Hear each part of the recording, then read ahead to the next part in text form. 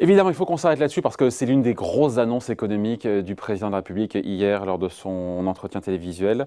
La suppression de la taxe d'habitation pour les plus aisés, pour les plus riches disent certains, sera donc bel et bien reportée. Bonjour Raphaël. Bonjour David. Raphaël Legendre, journaliste à l'Opinion. Avant de rentrer dans le vif du sujet, juste de quoi parle-t-on? Recontextualisons un tout petit peu.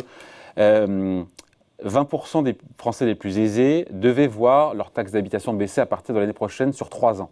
C'est ça. Absolument. Et donc en 2023, plus personne en France ne devait payer cette taxe d'habitation. C'est ça le truc. Exactement. Il y a déjà 8 ménages sur 10 en France qui ne payent plus depuis cette année-là, à partir du mois d'octobre. Pour 80% des Français, la taxe d'habitation aura disparu. C'était la mesure phare du programme présidentiel d'Emmanuel Macron, souvenez-vous, en 2017. Bon, le Conseil constitutionnel, fin 2017, avait cependant un peu corrigé le tir en indiquant au président de la République eh bien que si on supprimait la taxe d'habitation, une taxe plutôt inégalitaire pour 80% des Français, eh bien il fallait la supprimer pour l'ensemble des ménages. Question d'égalité devant l'impôt, qui est un principe constitutionnel. Bon, alors tout ça coûte très cher. L'ensemble de la taxe d'habitation, c'est plus de 20 milliards d'euros de recettes que l'État va devoir compenser au centime près aux collectivités locales, qui sont les bénéficiaires de la taxe d'habitation. Et donc, Emmanuel Macron s'y est pris en plusieurs fois, en 3/4 pour 80% des Français, 2018, 2019, 2020. Et donc, à la fin de cette année, 80% des ménages ne paieront plus de taxes d'habitation, mais pour les 20% les plus aisés, eh bien c'était 2021, 2022 et disparition totale en 2023. Ouais. Raphaël, de qui parle-t-on encore une fois? Il faut rappeler les chiffres. Alors, les 20% les plus aisés. Quand on dit 20% des Français les plus aisés, on a l'impression qu'on parle des riches. Alors c'est absolument pas le cas. 2500 € par mois brut quand on est un célibataire. Voilà. Exactement, c'est 2500 € par personne. On est donc en plein, en réalité, dans les classes moyennes. On parle peut-être des plus aisés, en réalité des classes moyennes, qui vont donc devoir très probablement payer pendant encore quelques années leur taxe d'habitation, puisque hier, Emmanuel Macron a jugé légitime qu'une partie des Français les plus aisés payent leur écho à la crise. Il faut le citer, il parle de décaler de quelques années. Et quelques années, on se dit... Ma foi, c'est pas un peu flou? Est-ce que c'est une promesse qui ne l'engage plus? Je me suis posé la question. Parce qu'au mieux, ce sera lors d'un second mandat, s'il est réélu, ou pas du tout, s'il ne l'est pas. Oui, parce qu'on sait bien qu'en France, le temporaire, et surtout en matière de fiscalité et d'impôts, a souvent tendance à perdurer. J'ouvre une toute petite parenthèse, il y a 15 jours, vous vous souvenez, Emmanuel Macron parle d'un cantonnement de la dette Covid, ces centaines de milliards que nous allons dépenser, on va les cantonner dans une caisse séparée où on va brancher de la CSG et de la CRDS, et du coup la CRDS qui au départ devait disparaître en 2009 va être prolongée jusqu'en 2042. Exactement, 20 ans de plus, on l'avait évoqué ici, on l'avait notamment chez vous et chez nous aussi. Parlé ensemble. Et on a un peu peur que ce soit la même chose avec la taxe d'habitation, bien sûr, parce qu'il va falloir la payer, cette crise. Il y a une chance dans cette histoire, c'est le Conseil constitutionnel. En rendant sa décision, le Conseil constitutionnel avait dit d'accord, la taxe d'habitation est inégalitaire, il faudra la supprimer, mais je laisse du temps à l'État pour opérer cette suppression. Il pourra l'étaler dans le temps. Et le Conseil constitutionnel n'avait pas donné de date limite. Mais c'est ça. Et donc c'est quoi la date limite alors? Pour supprimer. Elle n'est pas précisée. Ce qui est certain, c'est que si Emmanuel Macron veut indiquer dans la prochaine loi de finances qu'il proroge en quelque sorte cette taxe d'habitation pour les 20% des Français les plus aisés, il devra annoncer une trajectoire, aussi indiquer à partir de telle date, 2025, 2028, je commencerai à supprimer cette taxe pour 20% des Français. C'est une obligation constitutionnelle parce que sinon on pourra déposer des recours pour inégalité devant l'impôt. Donc alors on saura attention, donc on le saura. On le saura probablement dans la loi de finances.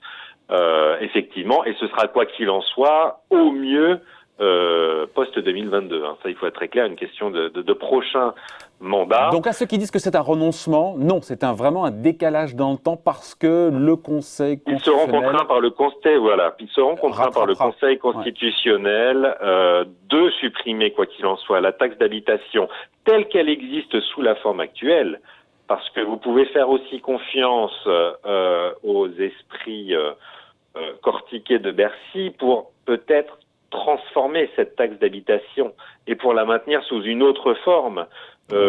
J'avais pas plus tard qu'hier des spécialistes de la fiscalité universitaires m'indiquant qu'il serait tout à fait possible de supprimer la taxe d'habitation, mais de faire entrer l'habitation principale des contribuables dans l'assiette de l'impôt sur le revenu pour prendre en compte l'habitation comme capacité contributive à l'impôt, qui est un principe constitutionnel. Et donc là, la taxe d'habitation reviendrait par la fenêtre en quelque sorte. On n'en est pas là. On n'en est pas là, mais c'est plausible. Nous n'en sommes pas là, mais c'est déjà des idées qui circulent, donc attention. Quoi qu'il en soit, pour l'instant, c'est quand même 6 à 7 milliards de recettes. 6 à 7 milliards de recettes annuelles qui continueront de tomber dans les caisses de l'État. Ça devait être une baisse d'à peu près 2,5 milliards chaque année, à partir de 2021. Eh bien, cette baisse, elle ne sera pas là. La CRDS, c'est 0,5% de votre salaire. Elle devait s'arrêter aussi. Elle ne s'arrêtera pas. Donc Emmanuel Macron... Raphaël, c'est intéressant. Ça veut dire que quand il nous dit pas de hausse d'impôt, le président, il joue sur les mots parce que la CRDS qui devait donc s'arrêter continue. Donc c'est une il y a une baisse d'impôt qu'on n'a pas. Pareil pour la taxe d'habitation pour 20% les. Les impôts n'augmentent pas, mais les baisses qui devaient arriver ne se font pas. N'arriveront pas. Et donc, quand il explique hier que la trajectoire de baisse d'impôts qui a été votée sera tenue, c'est pas tout à fait vrai. On n'a pas vraiment des hausses d'impôts, mais ce sont des ombres de hausses d'impôts, si vous voulez, puisque ces baisses devaient arriver et n'arriveront pas. C'est donc une augmentation quand même des recettes par rapport à ce qui avait été promis par Emmanuel Macron. Face à une crise, rappelons-le, séculaire, le coût de la crise est estimé à 250 milliards d'euros par Bercy aujourd'hui. Emmanuel Macron a promis un plan de plus de 100 milliards à la rentrée. Et dites-vous bien que cet argent, il faudra le rembourser à un moment ou à un autre, et que donc si les impôts n'augmenteront pas d'ici 2022, on voit déjà que certains ne baisseront pas comme promis, et on peut être à peu près certain qu'après 2022, certains impôts sur les grandes entreprises, sur les ménages les plus aisés, risquent de repartir à la hausse.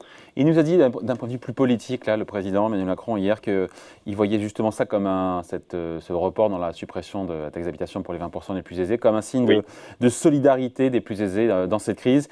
Et puis, vous me direz ce que vous en pensez, mais je me suis dit, il fallait peut-être aussi envoyer un signal politique que, justement, toute son action n'était pas juste destinée aux plus riches et qu'il fallait bien qu'il y ait une mesure symbolique de ce point de vue. Exactement, c'est le fameux « en même temps ». On voit bien que ce nouveau gouvernement penche plutôt à droite, qu'Emmanuel Macron, économiquement, est plutôt un président de droite. Et il fallait donc envoyer un signal sur le fait que, puisque l'ISF était non pas supprimé mais toujours réduit, qu'il n'était pas question de réaugmenter et à juste titre la fiscalité sur le capital, puisque on voit que ça marche économiquement. Au moment où on parle de relocalisation, ce serait une folie d'augmenter la fiscalité sur le capital, alors que les entreprises vont avoir besoin d'énormément de fonds propres. Mais on voit bien qu'il y a une demande de l'opinion publique d'une participation des plus aisés à la crise, des plus aisés qui ressortent, c'est vrai aussi, de cette période de confinement avec 65-80 milliards d'épargne supplémentaires.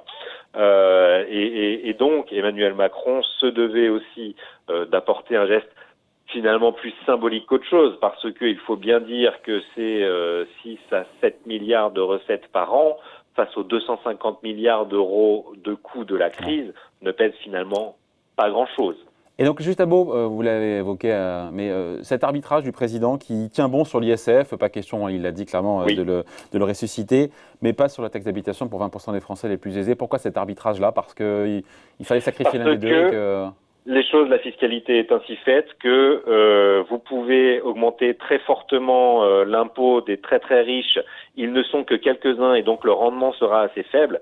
Augmenter l'ISF, ça serait rétablir l'ISF, ça serait entre 2 et 3 milliards de recettes supplémentaires, tandis que si vous maintenez, sans augmenter, vous maintenez les impôts sur une base beaucoup plus large, 20% des Français contre 1% des Français seulement qui payent l'ISF, eh bien évidemment, ça vous fait des recettes plus importantes. Et d'ailleurs, c'est d'abord moins douloureux, et puis les recettes sont beaucoup plus importantes, c'est 2 fois plus.